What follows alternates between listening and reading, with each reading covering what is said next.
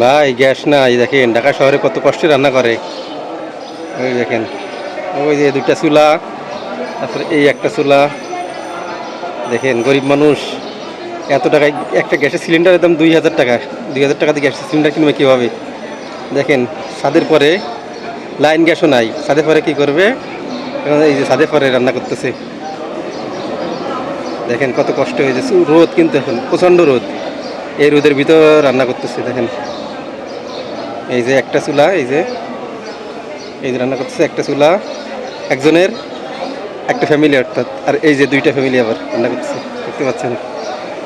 এই যে রান্না করতেছে। এখন গরিব মানুষ কি করবে?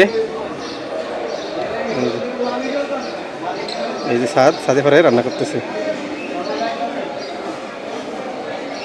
দেখেন এই যে এর ছাদে পরে রান্না করতেছে, এই যে দেখতে পাচ্ছেন।